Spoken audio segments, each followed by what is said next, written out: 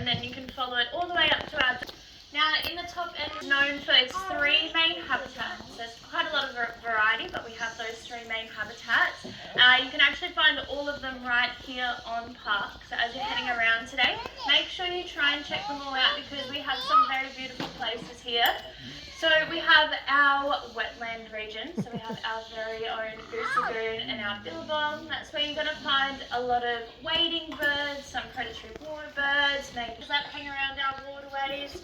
We also have our very own forest. There's about 15,000 pockets of them right across the top end, and we're very lucky and fortunate to have our very own monsoon forest natural lorikeet. However, our red-coloured lorikeets don't only just hang out in our woodlands. They travel through all of those 3 different main habitats because you can find all of their food sources there. So they're mainly eating native flowers, nectar from those flowers, and some unlucky insects that might be within those flowers as well. They're also eating native fruits and berries. Now, to be able to lap up nectar from those native flowers, they have a paintbrush-like tongue, and they eat that nectar very similar to you dipping your paintbrush into a little bit of paint. So they're able to dip their tongue in there, grab out all of that nectar, and then as they're doing so, they're actually getting lots of colours all over their feathers. So they play a super important role in cross-pollination. So an important role just like our bees, and they're pollinating all of our native trees and flowers as they make their way around. Now, despite our red-collared lorikeets being so bright and colourful, they actually blend in incredibly well to the environment around them. That's one way that they're able to avoid predators. You might notice maybe in Palmerston, if you hang around of an afternoon when they come into roost, they're incredibly loud and noisy, but when you're actually looking up into the trees to find them, they're blending in incredibly well. So that blue on their head's helping them blend into the sky, that green is helping them blend into leaves, and that red colour is helping them blend into the flowers that they are eating. Now we're going to head into more of an open grassland habitat, and we're going to actually meet a semi-ground dweller, and this is our Australian bustard. Now he's making our way through those open grasslands, foraging as he goes, and he's pretty much eating whatever he can grab, so vegetation, seeds, insects. You may also find them in our drying up floodplains. They're eating reptiles, frogs, rodents as well, so quite a wide range of diet they have. Now we can tell that our bustard here is a male. Oh, okay. Hi. Super sassy. Look at him strutting off. That's his cue of heading on home. Oh, are you going to come back out? Come this way then. He's like, nah, changed my mind. He doesn't know what he wants to do. That's okay. Our bustards are some of our heaviest flying birds, and they do become much more prominent, especially as you head out east. And they're hanging around roads where we're travelling 130 kilometres an hour, 110 kilometres an hour. Our bustard here, he's quite a small-bodied bustard, but down south they're reaching anywhere between 10 to 12 kilos. So you can imagine when you're travelling on our roadways, very similar to a wedge-tailed eagle, trying to get up into the sky, they need quite a running start. So slowing down on those roads, especially if you're coming across larger, bigger birds, to give them some room and some space so they can get up into the sky. Now, in our woodlands, we have a very important source for homes for a lot of animals, and that is hollows. Now, up to 111 of our native bird species do need hollows to be able to raise their young. Some birds are using hollows to raise their young solely. Some of them are also using them to hide out in of a daytime, or maybe to sleep in of a night time. Totally depends. Now, our woodlands are home to old growth eucalypts, and that's where you're going to find a lot of our hollows. We have one up the back of the arena here. That's probably taken anywhere between 100 to 150 years to develop, and it is home to a barn owl. Now, our barn owls are using hollows to nest in, to raise their young, but they're also using them to hide out during the day, as they are a nocturnal species. Now we have two types of our species here in Australia. We have our ninox and our taitos. Our ninox use their eyesight to hunt for their food. Taitos use their hearing. Our barn owl is a part of the taito family of owl. So she uses her hearing to be able to hunt for her food. So if you have a look at her face, you'll notice she has a heart-shaped face and it acts like a satellite dish. So out in the wild, what she's able to do is triangulate sound, yeah she's an owl, into her asymmetrical ear openings. So we have symmetrical hearing, which means you'll find an ear either side of your face. She has one ear positioned higher on one side than the other. So basically, one ear up where our eyebrow is on one side, and then another ear down where our jawbone is on the other. And she has incredible hearing because of that. So on a really quiet night, she's able to hear a mouse rustling in the leaves from up to 100 meters away. So to give you a rough idea of how far away that is, that gate that you would have entered into this morning to get into our show area, that's as far as that she can hear a mouse. Now, as she's doing flights over the tops of your heads, you technically shouldn't be able to hear anything. So I'm going to try and demonstrate that to you. So I'm going to be quiet. Gotta let go. Want to go up to that one? Yeah. I'm going to be trying to be quiet, and you let me know if you can hear anything while she flies over your head.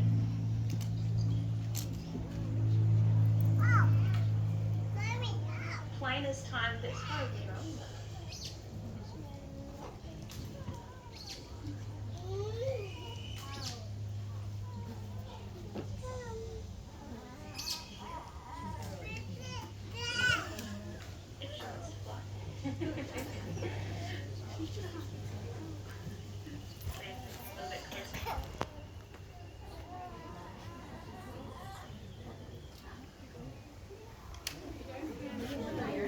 Can anyone hear anything? No, yeah. So she has silent flight. So her feathers on her wings are actually designed to comb through the air rather than flap down through it. So if she had really loud flappy wings, her prey items would probably tend to run away before it had the chance to grab them.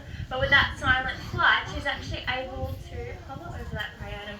You have no idea that she's up above, and she can strike down and grab it. Now, I'm going to try and demonstrate a hover for everyone. So this is what they're doing. They're pinpointing those prey items, and they're diving down on them. What we kind of demonstrated was a little bit of quartering, and that's how they'd be hunting out in the wild, flying up and down an area, listening for prey, and then once they locate it, they'll do a little hover and they'll dive down on them.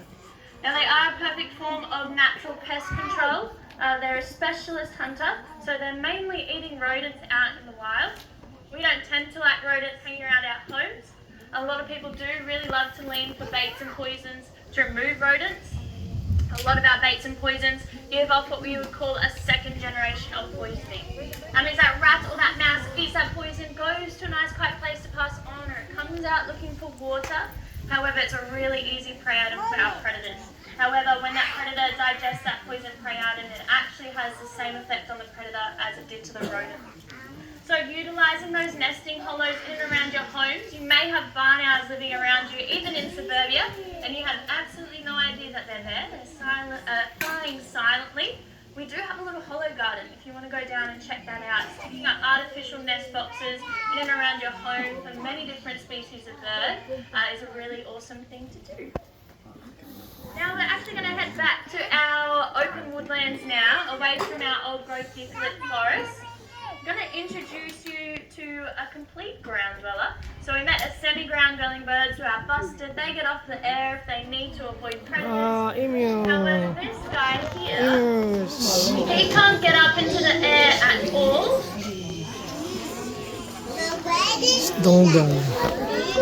Wow. And this is our emu. He shouldn't need much of an introduction.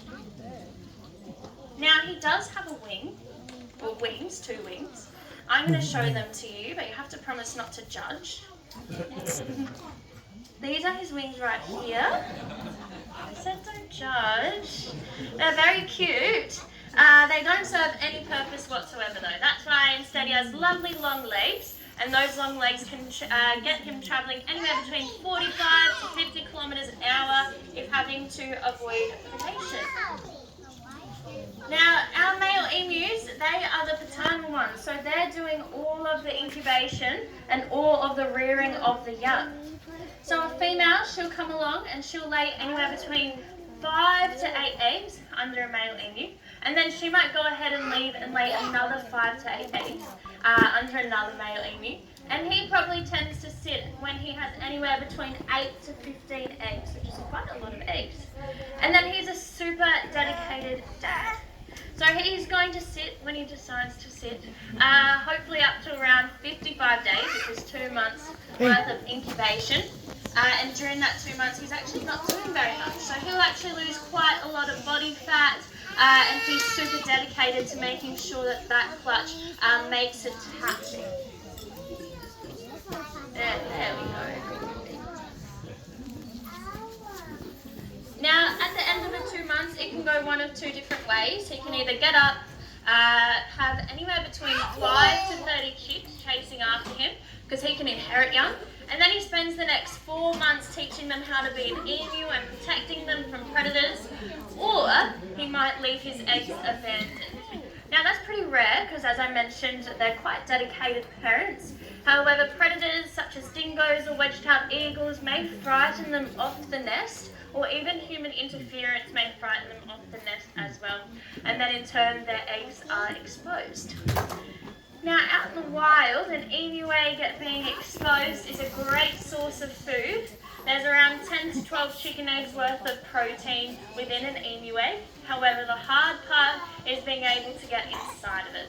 So our raptors, it's not as easy for them to stick their talons or their beak into the emu egg.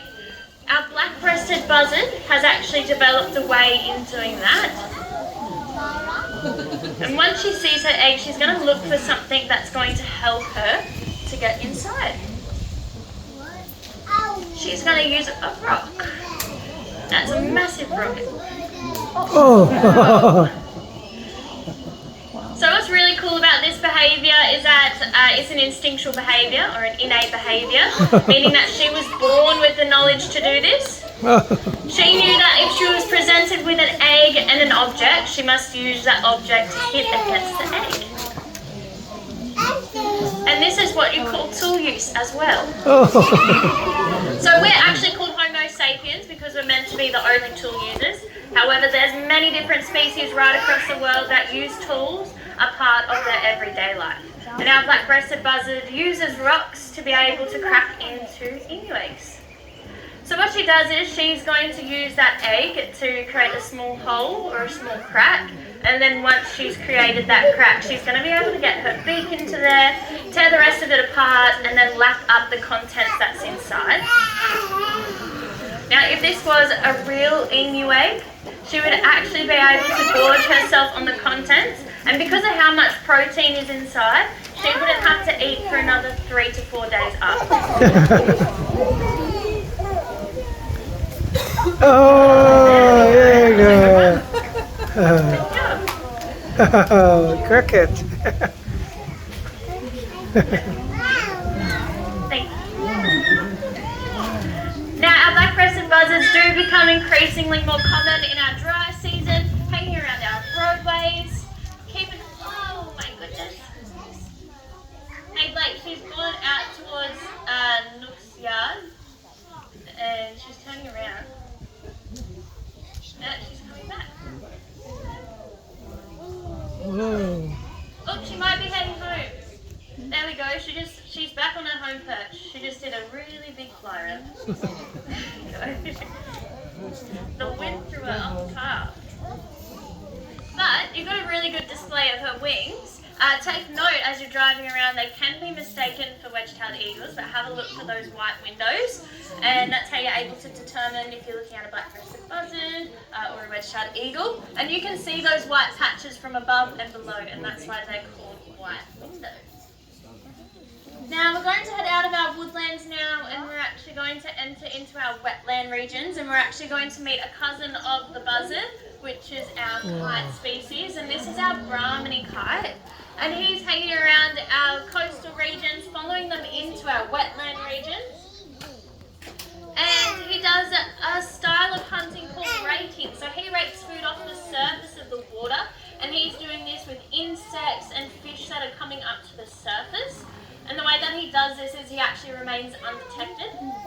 So his white chest is helping him blend into the sky above. And you'll notice he actually never approaches from directly above, he's approaching from the side. Now, despite being a water bird, he isn't waterproof whatsoever. So all he does is dips his talons into the water, and that's how he's able to catch his food. Now, being a kite species, they do a behaviour that is called eating on the wing or hawking. Oh. So what he'll do is he'll catch insects, and as he's flying, direct them straight up into his mouth. And that is a really energy efficient way of going about your hunting. You don't have to land every time. I'm watching him, he probably is going to land. You don't have to land every time you catch your food. Instead, you can keep flying. Our kites are known to be pirates of the sky, so they will tend to steal food off of each other. Whereas if you're able to direct it straight up into your mouth, you prevent anyone from being able to steal your food. And today is a nice windy day, which means he doesn't have to use much energy whatsoever. So he'll glide around on the wind. You'll notice he's turning his tail from side to side. It acts like a little rudder, and he can slightly turn and direct himself around. Now, our Brahminy kites love hanging around our mangrove regions, so we get really large tides up here in the top end. As those tides go out, our mud flats are produced, and that's where there's going to be a lot of opportunity for them to be able to grab some food. So lots of eggs and fish get stuck, little crustaceans, mud skippers, and our kites are quite opportunistic feeders, so they're pretty much grabbing anything they can grab. A nice and easy meal. So you might notice right now in the dry season, there's heaps of black kites and whistling kites hanging around our fires and our roadways. That's because there's lots of opportunity for food there. So they don't have to go out and actively hunt when the food's already there. Now for our last bird of the presentation, we're going to head out to our ocean systems now, our big river systems and our estuaries and our open waters for our osprey. Now, our osprey is a specialist hunter, so like our barn owl, and you can find them on every single continent apart from Antarctica. Our barn owl specialises in rodents and small mammals. However, our osprey, he specialises in catching fish, and he's specifically designed to do so.